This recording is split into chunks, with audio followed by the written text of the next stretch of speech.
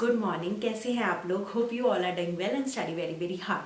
जैसे आपने देखा था मेन ग्रुप एलिमेंट केमिस्ट्री के हमने प्रीवियस ईयर क्वेश्चन स्टार्ट किए थे, ठीक है।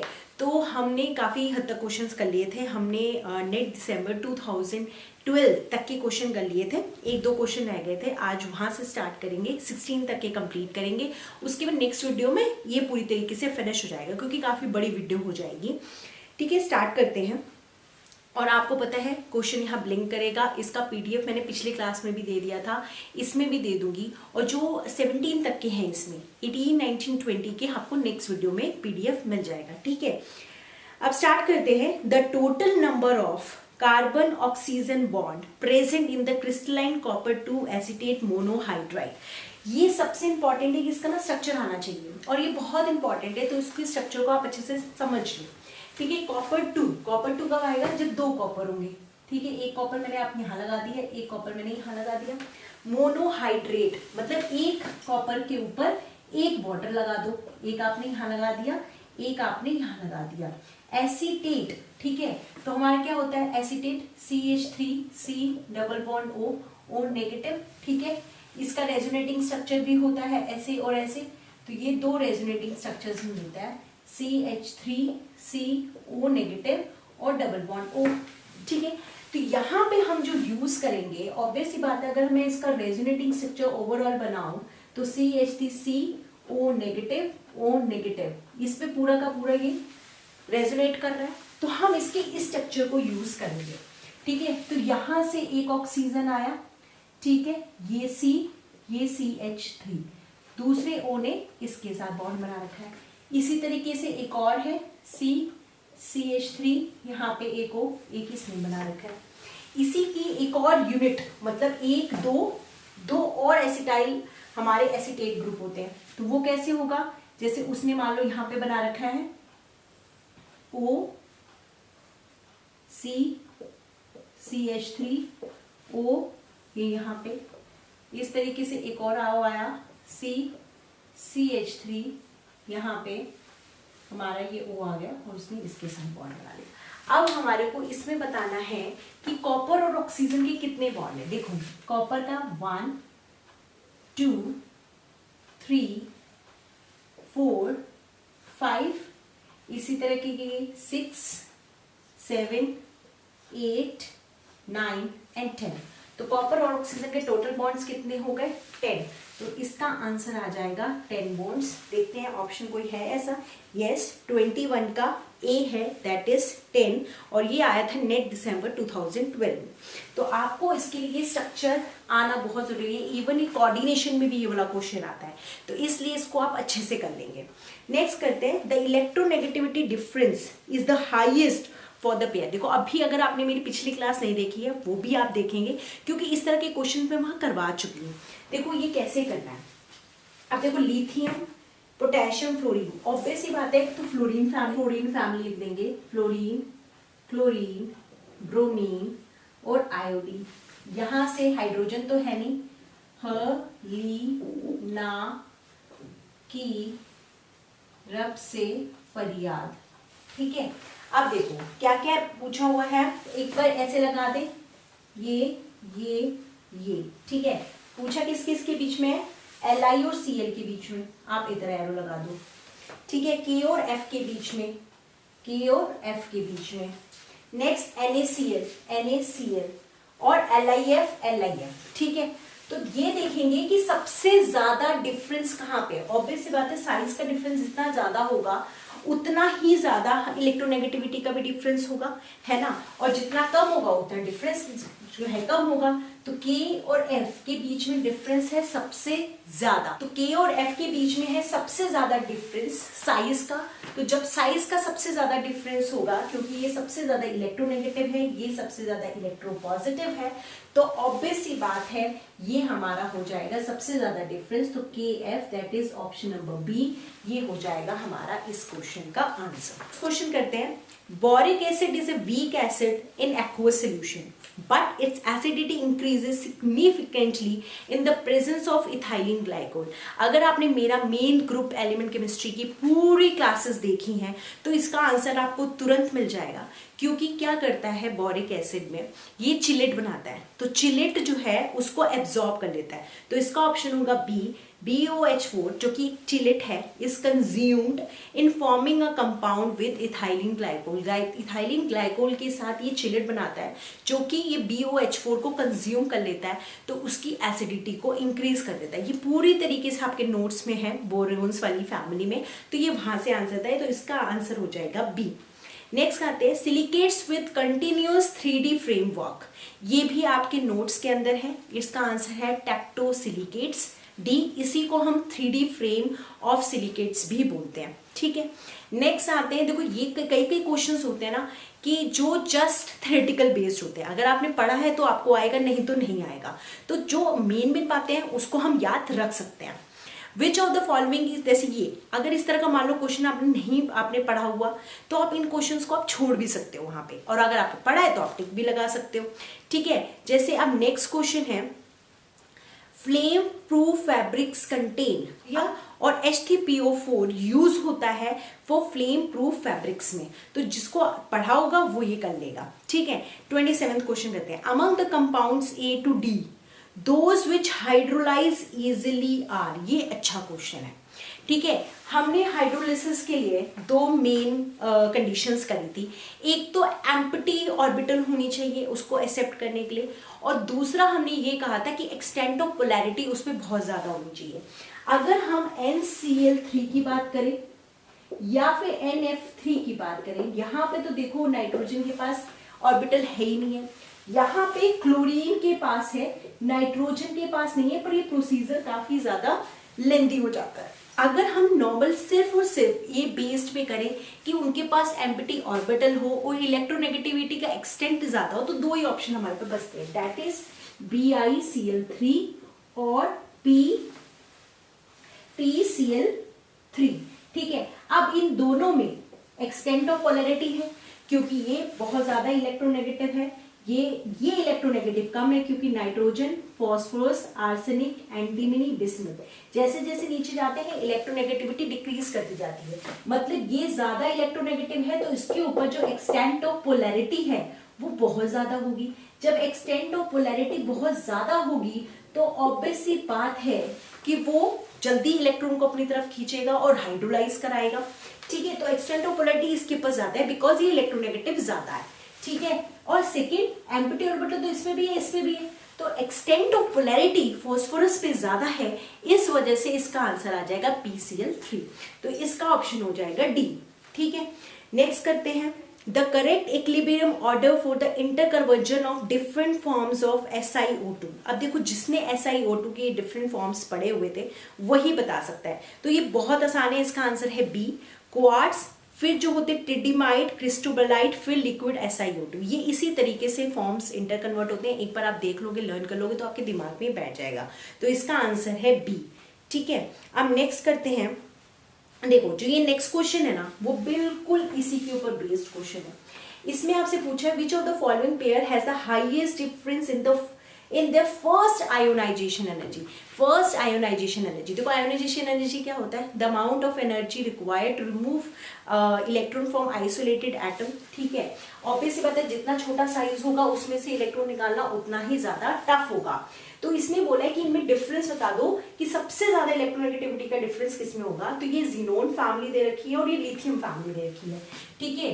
Lithium, sodium, potassium, rubidium and caesium, ठीक है। इसमें नियोन, हीलियम और नियोन, उनको दे रखे हैं हीलियम एंड नियोन, ठीक है। तो हीलियम तो दे नहीं रखा है, नियोन से शुरू कर रखा है, ठीक है। तो neon, argon, krypton and xenon.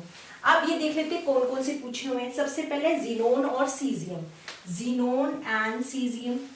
Next है क्रिप्टॉन और रुबेडियम, फिर है क्रिप्टॉन और रुबेडियम। इसके बाद है हमारा argon and potassium, argon and potassium.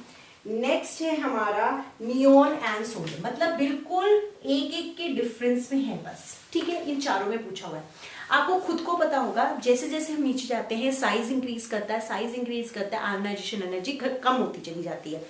तो हमारा ये जैसे जैसे नीचे जाएंगे साइज इंक्रीजेस, आयोनाइजेशन एनर्जी कम हो जाएगी। जितना ज्यादा डिफरेंस होता है स्टार्टिंग के एलिमेंट में, क्योंकि उनका स्मॉल साइज है, उसमें से आयोनाइजेशन निकालना मतलब इलेक्ट्रॉन निकालना बहुत ज्यादा टफ होता है। तो सबसे ज्यादा डिफरेंस होता है जो स्टार्टिंग में प्रेजेंट होते हैं 2p और 3p के अंदर।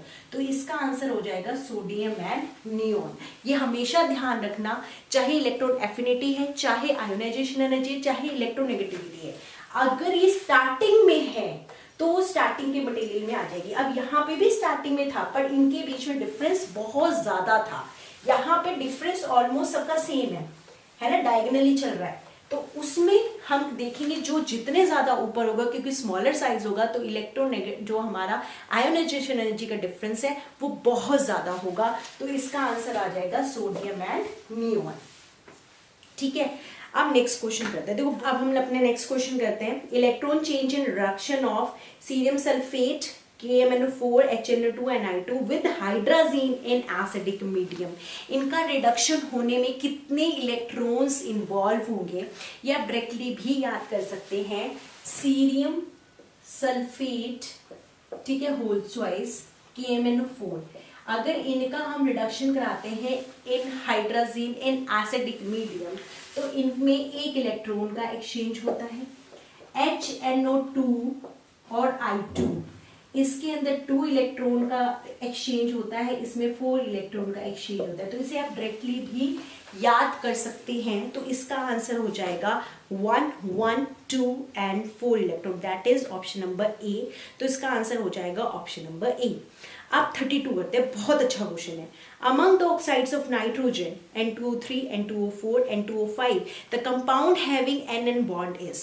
देखो जो हमें सबसे ज्यादा याद रहता है वो होता है N2O5, है ना, हमने पढ़ा है एनहाइड्राइड ऑफ एसिड होता है HNO3 का। तो N2O5 इसका कैसा स्ट्रक्चर होता था, अगर हम ध्यान रखें, हम इसमें से वाटर निकाल देते थे, तो यहाँ पे N हो जाता था, double bond O, double bond O, double bond O, double bond O। ठीक है, अब ये देखो इसके अंदर NN बॉन्ड है नहीं, है ना। तो अगर N2O5 जिसमें नहीं है तो ऑब्वियसली वो तो एलिमिनेट हो जाएगा। अब देखते हैं N2O5 A में भी है, B में भी है, D में भी है, सिर्फ C में नहीं है। तो ऑब्वियस सी बात है, हमें तो NN बॉन्ड देखना है। तो N2O3 और N2O4 में NN बॉन्ड होंगे, N2O5 में नहीं होंगे। तो इसका ऑप्शन क्या हो जाएगा, C। ठीक है, अब जैसे ये वाला क्वेश्चन है, next question, commonly use scintillator for measuring radiation is. देखो ये जैसे आता है वो करेगा, नहीं तो आप ये छोड़ भी सकते हैं। इसका आंसर हो जाएगा बी। ठीक है, एक बार दिख गया। अगर ऐसा कोई क्वेश्चन आते हैं, क्योंकि हमारे नेट पे बहुत सारे ऑप्शंस होते हैं, वी हैव 60 क्वेश्चंस और उसमें से 25 करने, तो कुछ क्वेश्चन छोड़ने के लिए भी होते हैं। जहां पे कॉन्सेप्ट लगे उसको अप्लाई करो और वो क्वेश्चंस अटेम्प्ट करो। ठीक है, specially for main group chemistry. अब नेक्स्ट क्वेश्चन करते हैं, among the molten alkali metals the example of. बहुत अच्छा क्वेश्चन, तो बिल्कुल दिमाग लगाने वाला क्वेश्चन है। Example of immiscible pair in all proportion is. Immiscible का क्या मतलब हुआ, जो मिक्स नहीं होगा वो कौन सा पेयर है। देखो हम मिसिबल का मतलब क्या होता है, जो मिक्स हो जाए, और मिक्स किस में होता है, जो पोलर पोलर में मिक्स होता है, नॉन पोलर में होता है, या ऑलमोस्ट सेम साइज हो तो वो एक दूसरे में मिक्स हो जाते हैं। तो हम इसमें कुछ भी नहीं करेंगे, पूरी लिथियम वाली फैमिली है। तो हम अगर लिख दे तो lithium, sodium, potassium, rubidium and caesium.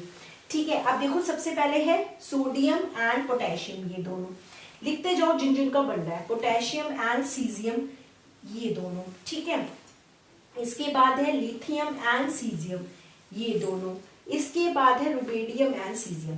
अब एक बात बताओ, मैंने क्या बोला, या तो पोलर पोलर या नॉन पोलर, या फिर साइज में बहुत ज्यादा डिफरेंस हो। अब इसमें और इसमें कितना ज्यादा साइज का डिफरेंस है, तो ऑब्वियस सी बात है एक दूसरे में मिक्स नहीं हो पाएंगे, एक इतना बड़ा एक इतना छोटा। तो इसका आंसर आ जाएगा लिथियम एंड सीजियम। तो ये है ऑप्शन नंबर सी।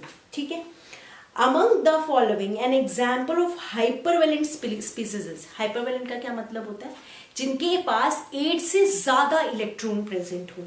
तो इनमें सबसे ज्यादा किसमें होंगे 8 से ज्यादा इलेक्ट्रॉन, ये होंगे PF6 नेगेटिव में, आप लोग करके भी देख सकते हैं। तो इसका आंसर आएगा 35 का सी। ठीक है, अब आते हैं नेक्स्ट, बहुत अच्छा, बहुत देखो यही होता है, मैं कहती हूँ कॉन्सेप्चुअल क्वेश्चंस करो, दिमाग खोलो, दिमाग में कॉन्सेप्ट्स को भरो, रट्टा मारने की जरूरत ही है। जहां पे रट्टा होगा वो आप क्वेश्चन छोड़ देना, पर कॉन्सेप्ट वाले क्वेश्चन ज्यादा आते हैं, चाहे गेट है चाहे नेट है। नेक्स्ट क्वेश्चन देखो, treatment of ClF3 with SbF5। ये तो देख के लर्न हो गया होगा कि SbF5 is a very good F negative acceptor. तो ClF डाला हुआ है, ठीक है, ClF है ना, ClF3 है, obviously it is a good F negative acceptor. ये F नेगेटिव ले लेगा तो क्या बना देगा, SbF6 नेगेटिव। एसिड बेस का तो इतना ज्यादा यूज हो रहा है ना कि मैं आपको क्या बताऊं। ClF2 पॉजिटिव, ClF2 पॉजिटिव, तो ये हमारी कौन सी स्पीशीज बन गई, आयनिक स्पीशीज, पॉजिटिव भी है नेगेटिव भी है, तो ये क्या हो जाएगी हमारी आयनिक कंपाउंड। तो इसका आंसर हो जाएगा C, 36 का C। कितना सिंपल सा था, जिसको थोड़ा सा पता था कि वो एक्सेप्टर है और वो डोनर है वो आराम से कर सकता था, ठीक है। अब हम लोग करते हैं अपना next question. The reason for the chemical inertness of gaseous nitrogen at room temperature is best given by। जो हमारी नाइट्रोजन गैस है, नाइट्रोजन क्या होता है, N ट्रिपल बॉन्ड N। देखो ट्रिपल बॉन्ड को तोड़ना बहुत ज्यादा मुश्किल होता है as compare to double bond and single bond, ठीक है। ऑब्वियस सी बात है, इसने बोला कि ये इनर्ट क्यों है, क्यों इनर्ट है, तो क्यों इनर्ट होगी, क्योंकि इसके बॉन्ड को तोड़ना बहुत मुश्किल है, और बॉन्ड तोड़ना मुश्किल है इसका मतलब बॉन्ड एनर्जी बहुत ज्यादा है। बॉन्ड एनर्जी ज्यादा का मतलब क्या है, होमो और लूमो के बीच में गैप बहुत ज्यादा है, तभी ना ये लेता है ना ये देता है। तो इसका आंसर आ जाएगा D, high bond energy and HOMO LUMO gap. तो इसका 37 का आंसर हो जाएगा D। Next 38, two tautomeric form of phosphorous acid. आपको इन सब में बताना है कि टोटोमेरिक फॉर्म कौन सा है। देखो टोटोमेरिक फॉर्म का क्या मतलब है, जैसे ये होता है हमारा CH3C double bond O OH, ठीक है, ये होता है हमारा कीटो फॉर्म, ठीक है, ये हमारा होता है कीटो फॉर्म है, ठीक है। इसको हम किस तरीके से भी लिख सकते हैं, यहाँ का एक H आया, ये यहां दिया, ये यहां चला गया, तो CH3C डबल बॉन्ड CH2, ये आ गया इनोल फॉर्म, इनऑल फॉर्म, ठीक है। अब आप अगर इसमें ध्यान से देखोगे, देखो ध्यान से देखना, कार्बन कितने थे 1 2 3, कार्बन थे 3, हाइड्रोजन कितने थे हमारा ये 2 3 और 3 6, हाइड्रोजन कितने थे 6, ऑक्सीजन कितना था 1। टोटोमेरिज्म में क्या होता है, ठीक है, H अपना शिफ्ट हो जाता है, डबल बॉन्ड वहां आ जाता है, पर जो भी नंबर ऑफ एटम्स जो होते हैं वो रिमेन सेम। मतलब अगर कार्बन 3 है तो 1 2 3, कार्बन कितने हैं 3, हाइड्रोजन 6 3 2 1 6 एंड O1 O1, मतलब जो नंबर ऑफ एटम्स है ना वो सेम रहते हैं। तो अगर मेरे को कुछ नहीं भी आता था, मेरा 38 का C और D तो इसीलिए हमारे हट गए क्योंकि जो भी हमारे ये दोनों फॉर्म्स बना रखे हैं, H3PO3, हमारा फॉस्फोरस एसिड का फॉर्मूला क्या होता है, हमारा फॉस्फोरस एसिड का फॉर्मूला होता है H3PO3। मतलब जो इसकी टोटोमेरिक फॉर्म भी बनेगी उसमें हमारे 3 हाइड्रोजन, 1 फॉस्फोरस और O3 होना चाहिए। आप देखोगे अगर ध्यान से, जो एंड के उस साइड लिखे हुए हैं, दो, हम सी ऑप्शन को देखें तो O2 है, 1 फॉस्फोरस और 3 हाइड्रोजन है, मतलब 1 ऑक्सीजन कम कर दिया। डी में भी अगर आप देखोगे 4 ऑक्सीजन लगा रखे हैं, पर हमारे पास ऑक्सीजन कितने हैं 3 ऑक्सीजन है, तो ये में तो नंबर ऑफ एटम्स ही गड़बड़ हो गए। तो सी और डी को तो आप बिल्कुल आप दिमाग से निकाल दो। अब अगर हम इसका टोटोमेरिक फॉर्म बनाएं, इवन आपका बी भी इसी वजह से एलिमिनेट हो जाएगा, इसका आंसर आएगा ए। फिर भी अगर हम इसको बना के देखो तो देखो कैसे होगा, H3PO3 POH OH and OH, lone pair of electrons है इसके पास एम्प्टी ऑर्बिटल है, ये लोन पेयर ऑफ इलेक्ट्रॉन इसको दे देगा, ठीक है। जब ये इसको इलेक्ट्रॉन्स दे देगा तो इसके ऊपर क्या चार्ज आ जाएगा, नेगेटिव चार्ज, और इसके पर आ जाएगा पॉजिटिव चार्ज। ये H को रिलीज कर देगा, जब ये H को रिलीज करेगा तो इसका चार्ज तो न्यूट्रलाइज हो जाएगा, और ये H ये एक्सेप्ट कर लेगा, तो इससे क्या बन जाएगा P, यहाँ पे H, ये डबल बॉन्ड O, ये OH और ये OH। तो ये देखो ये हमारा है ऑप्शन नंबर ए, मतलब H3PO3 से हमारा ये इसका टोटोमेरिक फॉर्म आ गया। इसने इसको दिया तो इस पे आया पॉजिटिव चार्ज, इस पे आ गया नेगेटिव चार्ज, फिर इसने अपना न्यूट्रलाइज किया, H पॉजिटिव दिया, उसने यहाँ पे दे दिया, ये मेरा बन जाएगा टोटोमेरिक फॉर्म ऑफ फॉस्फोरिक एसिड। ठीक है, अब नेक्स्ट आते हैं। नेक्स्ट बहुत ही अच्छा क्वेश्चन है। In a specific reaction hexachlorocyclo triphosphazene N3P3Cl6 was treated with the metal fluoride to obtain mixed halo derivatives। ये सारे डेरिवेटिव्स मिले A B C D E, ठीक है। Composition among these can give isomeric products are. Isomeric products का क्या मतलब होता है, जिससे हमें different different forms of isomers बन जाए, ठीक है। देखो ए को देखो N3P3Cl5, N3P3Cl5 और एक F है। ये कैसा होगा, अगर मैं इसको यहाँ पे ड्रॉ करना चाहूँ तो कैसा होगा, देखो ये ऐसा होगा, यहाँ पे नाइट्रोजन, यहाँ फॉस्फोरस, यहाँ नाइट्रोजन, यहाँ फॉस्फोरस, यहाँ नाइट्रोजन, यहाँ पे फॉस्फोरस।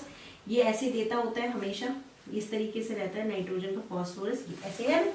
Cl हमारे यहाँ लगती है, ये तो अपने 3 बॉन्ड्स बना चुका है, ये Cl, यहाँ पे हमारा फॉस्फोरस Cl, ये Cl। ये कह रहा है कि हमने इसको NF के साथ ट्रीट किया तो क्या होता है कि फ्लोरीन इसको रिप्लेस कर लेता है। तो एक ऑप्शन है कि Cl 1 2 3 4 5 Cl और एक फ्लोरीन, ठीक है। अब ये बताओ इसका आइसोमेरिक फॉर्म बना पाओगे, कितने बना पाओगे, बना ही नहीं पाओगे, यही एक एग्जिस्ट करेगा। अगर मान लो आपने इसको Cl कर दिया, इसको F कर दिया, ये तो वैसे ही स्ट्रक्चर है ना जो पहला वाला स्ट्रक्चर था, तो इसके आइसोमर्स पॉसिबल नहीं है, एक ही रहेगा। इसी तरीके से मान लो सारे फ्लोरीन हो जाए और एक Cl हो जाए, सारे के सारे फ्लोरीन हो जाए F5 और Cl, उसका भी तो एक ही आइसोमर होगा। तो इसने बोला है कौन से फॉर्म आइसोमरिक फॉर्म्स में होंगे। ये क्वेश्चन भी मैंने अपने उसमें बहुत डिटेल में कराया हुआ है। तो इसमें A जो N3P3Cl5F और जो सबसे लास्ट है N3P3Cl F5, इनके कोई आइसोमर्स नहीं होंगे और सबके कुछ ना कुछ 2 3 4 आइसोमर्स होंगे। तो इसलिए इसका आंसर आ जाएगा B, C and D, ठीक है। सो गाइज अब नेक्स्ट क्वेश्चन करते हैं। देखो बिल्कुल नोट्स से ही क्वेश्चन है, उसमें आपको ये बताना है कि लुइस एसिड इनमें से सबसे ज्यादा स्ट्रॉन्ग कौन सा होता है। जब मैंने जीनोन फैमिली कराई थी तब मैंने बताया था कि HCF6 सबसे ज्यादा स्ट्रॉन्गेस्ट लुइस एसिड होता है। तो एक ही ऑप्शन है जो कि है ऑप्शन ए, जिसमें HCF6 को सबसे पहले लिखा हुआ है, तो वो आप टिक लगा सकते हो। फिर भी अगर आप कंपेयर करना चाहो तो देखो HCO4 और HCO2F4, अगर आप इसमें कंपेयर करो तो मैंने क्या कहा था कि अगर आपकी ऑक्सीडेशन स्टेट सेम है तो आप नंबर ऑफ फ्लोरीन देखोगे, अगर फ्लोरीन ज्यादा है तो उसको आप मार्क कर दोगे। तो अगर आप ये भी देखोगे तो भी ऑप्शन ए ही आंसर आएगा। तो ठीक है, तो और HCF6 और HCF4 में जो यहाँ पे लिखा हुआ है HCF4, अगर ये होगा तो हम नंबर ऑफ फ्लोरीन देखेंगे, तो ये सबसे ज्यादा एसिडिक होता है। तो इसलिए जिसने नोट्स अच्छे से पढ़े हैं वो सबसे ज्यादा क्वेश्चन कर पा रहे होंगे, देखे होंगे जिन्होंने, तो इसका आंसर आ जाएगा 40 का 1। और अगर आपको कुछ समझ नहीं आ रहा है तो पहले मेन ग्रुप एलिमेंट केमिस्ट्री की पूरी वीडियोस देखें, फिर आप इसको प्रोसीड करें। Next, the gases SO2 and SO3 will react separately with CLF gas under ambient conditions. The major product are, देखो बहुत आसान रिएक्शन है ये, SO2 SO3 इसकी रिएक्शन CLF से, बस आपको सीधा इनको ऐड कर देना है। तो ये क्या बना देगा Cl SO2F, इसी तरह के इसमें ऐड कर दो ClO SO2F।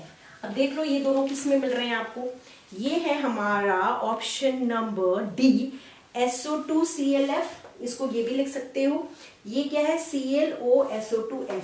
तो this is your option number D.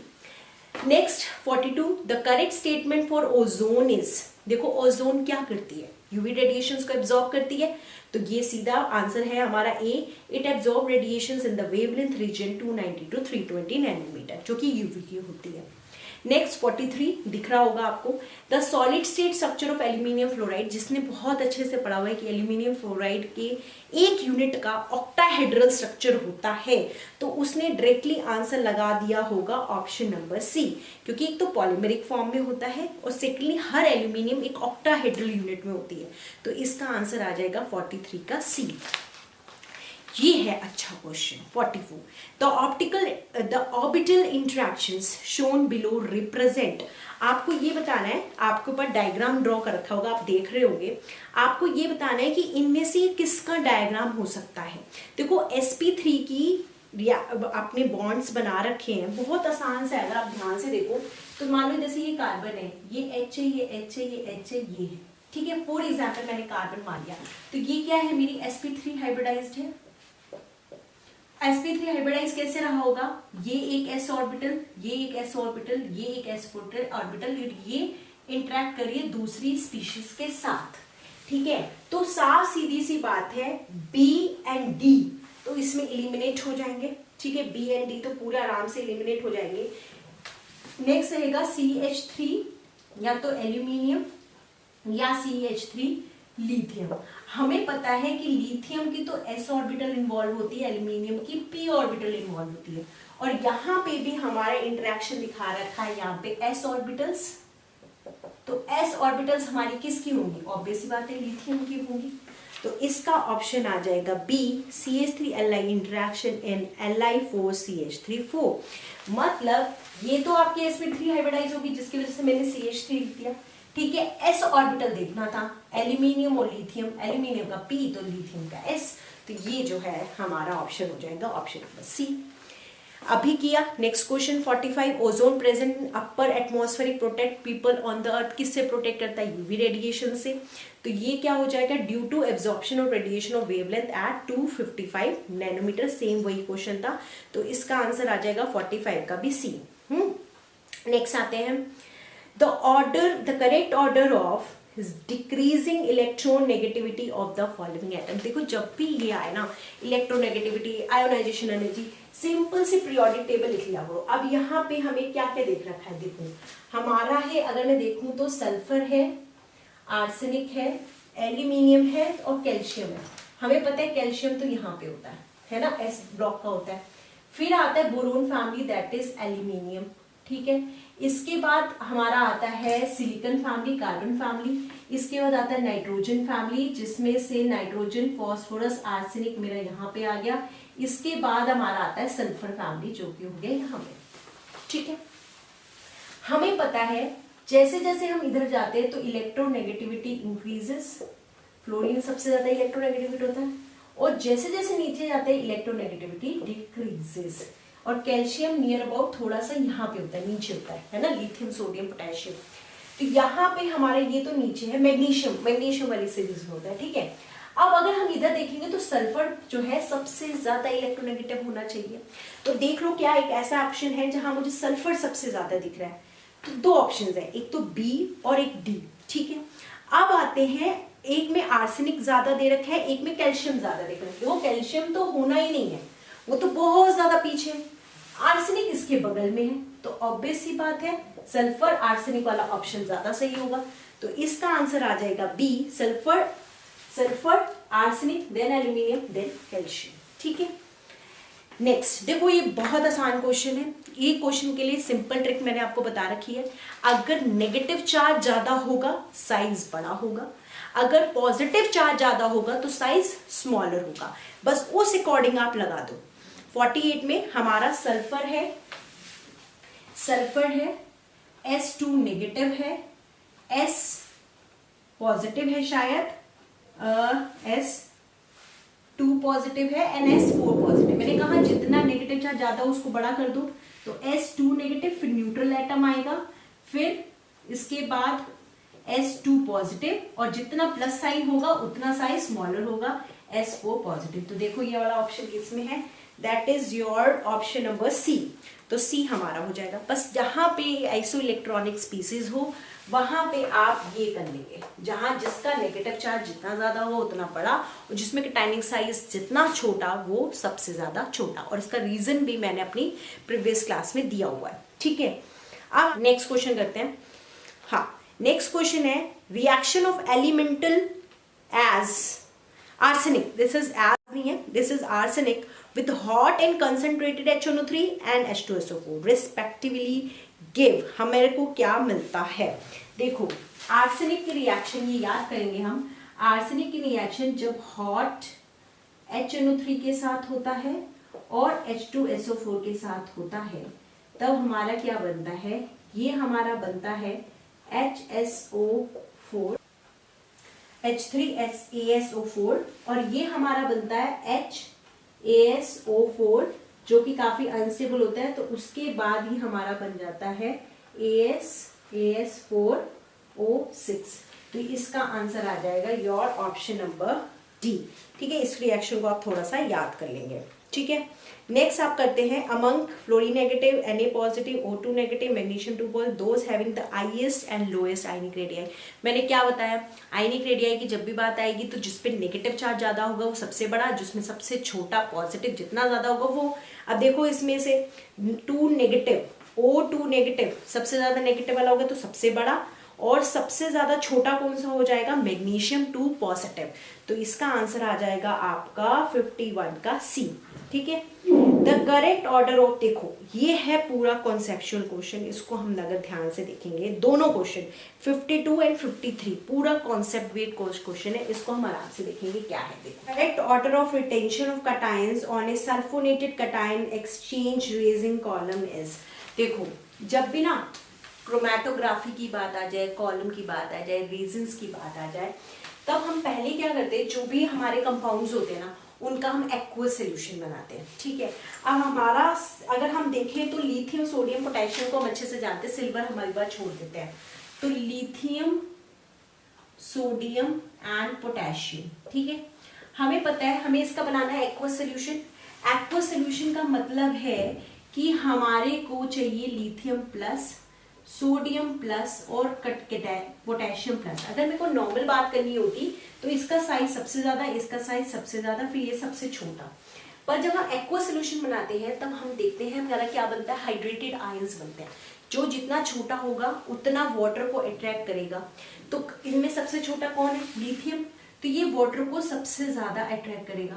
जब ये वाटर को सबसे ज्यादा अट्रैक्ट करेगा तो हाइड्रेटेड रेडियस की अगर हम बात करें, हाइड्रेटेड रेडियस की अगर हम बात करें तो हाइड्रेटेड रेडियस सबसे ज्यादा लिथियम प्लस का होगा, फिर सोडियम प्लस का होगा, उसके बाद पोटेशियम प्लस का होगा।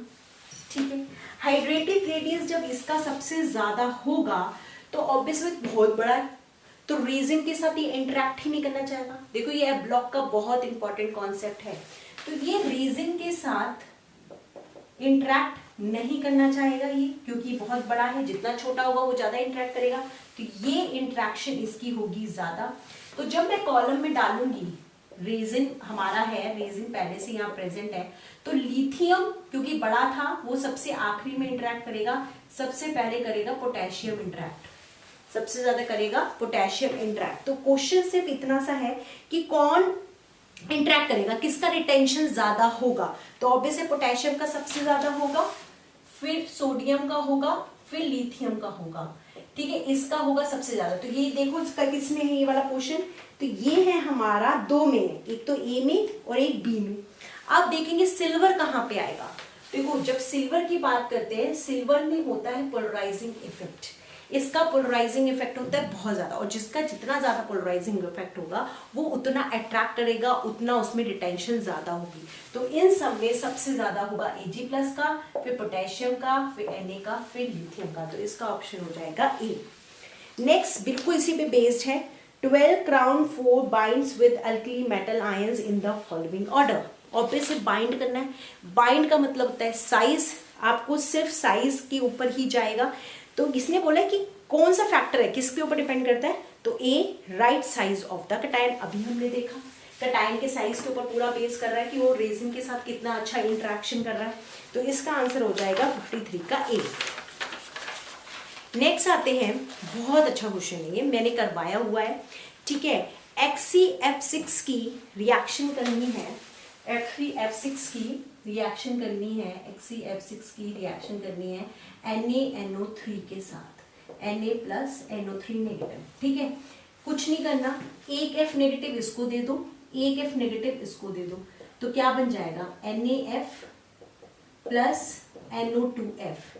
एक ऑक्सीजन निकालो, इसको दे दो, तो क्या बन जाएगा XeO। कितने फ्लोरीन दे दिए उसने, 2 फ्लोरीन दे दिए, एक फ्लोरीन इसको, एक फ्लोरीन इसको, XeOF4। आसान है ना रिएक्शन, देख लो अभी किसमें, ये है हमारा ऑप्शन नंबर 1 XeOF4, NaF और Na2F। तो ये हो जाएगा 54 का ए। नेक्स्ट तो बहुत इजी है, the species having the strongest gas phase proton affinity. कौन प्रोटोन को लेना चाहेगा, भाई ऑब्वियस सी बात है, अगर 4 स्पीसीज है वो न्यूट्रलाइज होनी चाहिए। सिर्फ एक ही 4 स्पीसीज है, that is a, N3 negative, और तो सारे न्यूट्रल है, NF3, अमोनिया, NCH3, तो वो क्यों लेना चाहेंगे? तो इसका आंसर आ जाएगा 55 का ए, क्योंकि जो चार्ज है एक लोन पे तो लोन पेयर है, तो पहले जो चार्ज है वो न्यूट्रलाइज होगा ना as compare to lone pair, तो 55 का A. 56, all form of phosphorus upon melting exist as, देखो हमें पता है फॉस्फोरस की मेन यूनिट होती है P4। आपने कोई भी एलोट्रॉपिक फॉर्म है, आपने उसको मेल्ट किया है, तोड़ रहे हो, तो किस यूनिट में पहले टूटेगा? P4 यूनिट में टूटेगा ना। तो इसका आंसर हो जाएगा 56 का ए, P4 यूनिट, क्योंकि और में तो पॉलीमेरिक फॉर्म्स दिखा रखी हैं, तो सिर्फ यही है जिसमें P4 यूनिट है, तो 56 का ए। अब देखो नेक्स्ट क्वेश्चन, बहुत अच्छा क्वेश्चन है।